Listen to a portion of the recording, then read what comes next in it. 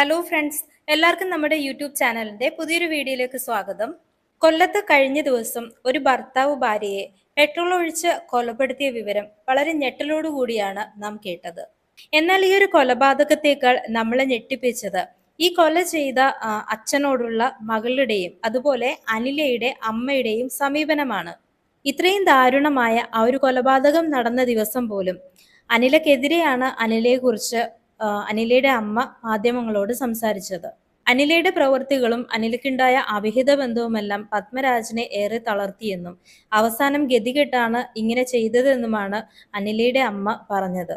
സ്വന്തം മകൾ പോലും അമ്മയെ തള്ളി പറയുകയാണ് ഉണ്ടായത്.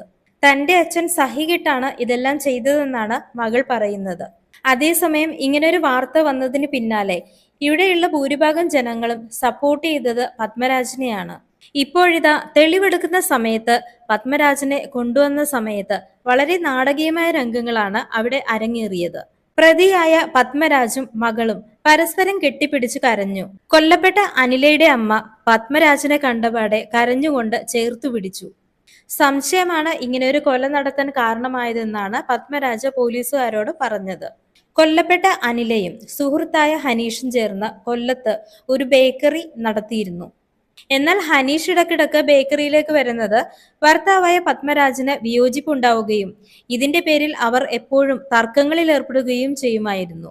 പത്മരാജ് ഏറെ ഉപദേശിക്കാൻ ശ്രമിച്ചെങ്കിലും അനില ഇതിൽ നിന്ന് പിന്മാറാൻ തയ്യാറായില്ലായിരുന്നു. ഇതും പത്മരാജന് വൈരാഗ്യം വരാൻ ഇടയാക്കി. പിന്നീട് ഈ ഒരു പ്രശ്നത്തിൽ വാർഡ് മെമ്പർ അടക്കമുള്ള ഒരുപാട് ആളുകൾ ഇടപെടുകയും അങ്ങനെ പതിയെ സംസാരിച്ച് അവർ ഒരുമിച്ച് ജീവിക്കാൻ തീരുമാനിക്കുകയും ചെയ്തു. എന്നാൽ ഇതിനിടെ പ്രശ്നങ്ങൾ കുറെ കൂടി വഷളാവുകയും പത്മരാജ് അനിലയെ കൊലപ്പെടുത്തുകയുമായിരുന്നു. ഇനി ഈ ഒരു വാർത്തക്ക് താഴെ വന്ന കമന്റ് വായിച്ചിട്ട് ബാക്കി കാര്യങ്ങളിലേക്ക് പോകാം. അപ്പം ഒരാള് കമന്റ് ചെയ്തിരിക്കുന്നത് ഇങ്ങനെയാണ്: പാവം മനുഷ്യൻ സ്വന്തം ജീവിതം കൈവിട്ടു പോകുന്നത് കണ്ടപ്പോൾ നിയന്ത്രണം നഷ്ടപ്പെട്ട് ചെയ്തതായിരിക്കാം. ഈ ഒരു കമന്റ് വായിച്ചപ്പോൾ എനിക്ക് തോന്നിയത്, ഇപ്പൊ ഭാര്യ ഭർത്തൃ ബന്ധത്തിൽ ഒരാൾക്ക് താല്പര്യം കുറഞ്ഞാൽ അല്ലെങ്കിൽ ഒരാൾക്ക് ഇനി ആ ഒരു ഒരുമിച്ചുള്ള ജീവിതം മുന്നോട്ട് പോകാൻ താല്പര്യമില്ല എന്നുണ്ടെങ്കിൽ മറ്റൊരാളെ കൊലപ്പെടുത്തുകയാണോ വേണ്ടത്? ഇങ്ങനെ ഒരാളെ കൊല ചെയ്ത് ഇല്ലാതാക്കണമെങ്കിൽ അയാൾ എത്രമാത്രം സ്വാർത്ഥനായിരിക്കും? എങ്ങനെയായിരിക്കും ആ സ്ത്രീ ഇത്രയും നാൾ ഇദ്ദേഹത്തിനൊപ്പം ജീവിച്ചതെന്ന് നിങ്ങൾ ആലോചിച്ചു നോക്കിയിട്ടുണ്ടോ?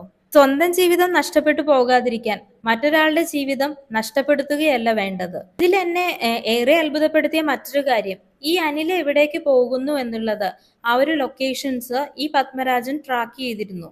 ഇടയ്ക്ക് എപ്പോഴോ പറയുന്നത് കേട്ടു ഒരു 15 മിനിറ്റ് എവിടേക്കോ പോയിട്ട് ഒരു 15 മിനിറ്റിന് ശേഷമാണ് അനില വന്നതെന്ന്. ഒരാണിനെ വിവാഹം കഴിച്ചു എന്നുള്ള പേരിൽ 24 മണിക്കൂറും ആ പുരുഷന്റെ നിയന്ത്രണത്തിലായിരിക്കണം സ്ത്രീ എന്ന് പറയുന്നതിൽ എന്തർത്ഥമാണുള്ളത്? അങ്ങനെയുള്ള ഒരു ജീവിതം തീർച്ചയായിട്ടും ഒരു ശ്വാസം മുട്ടൽ തന്നെയായിരിക്കും സ്ത്രീകളെ സംബന്ധിച്ച്. സ്ത്രീ ആയാലും പുരുഷനായാലും വിവാഹം കഴിച്ചു കഴിഞ്ഞാലും അവർ രണ്ടു വ്യക്തികളാണ്. അവർക്ക് അവരുടേതായിട്ടുള്ള ഇഷ്ടങ്ങളും താല്പര്യങ്ങളുമൊക്കെ ഉണ്ടാകും. തൊഴിൽപരവും അല്ലാത്തതുമായിട്ടുള്ള ബേസിക് സ്വാതന്ത്ര്യം നിഷേധിക്കുന്നത് അങ്ങേയറ്റം തെറ്റ് തന്നെയാണ്. ഇങ്ങനെയുള്ള ഒരു ജയിൽ ജീവിതം ഏത് സ്ത്രീയാണ് ആഗ്രഹിക്കുന്നത്? പിന്നെ കുടുംബ ജീവിതത്തിൽ എന്തൊക്കെയായാലും ഒരു ട്രസ്റ്റും കമ്മിറ്റ്മെന്റൊക്കെ വേണം. അതിന്റെ പേരിൽ ഒരാളെ പൂർണ്ണമായിട്ടും അടക്കി വെക്കുകയല്ല ചെയ്യേണ്ടത്. അങ്ങനെ ഓപ്പോസിറ്റ് നിൽക്കുന്ന ഒരാൾക്ക് നിങ്ങളോട് പൊരുത്തപ്പെട്ടു പോകാൻ സാധിച്ചില്ല എങ്കിൽ, അവർ ആ ബന്ധത്തിൽ നിന്നും പിന്മാറുകയാണെങ്കിൽ, അവരെ ഇല്ലാതാക്കാനുള്ള ചിന്ത ഒരാളിൽ വരുന്നത് അങ്ങേയറ്റം ഭീതി ഉണർത്തുന്ന ഒരു കാര്യം തന്നെയാണ്.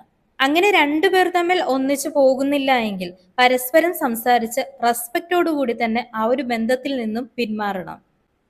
അതുപോലെ തന്നെ ഒരു ബന്ധത്തിൽ കമ്മിറ്റഡ് ആയിരിക്കെ മറ്റൊരു ബന്ധത്തിൽ പോകാതെ ഇരിക്കുക എന്നുള്ളതും ശ്രദ്ധിക്കേണ്ട കാര്യം തന്നെയാണ്.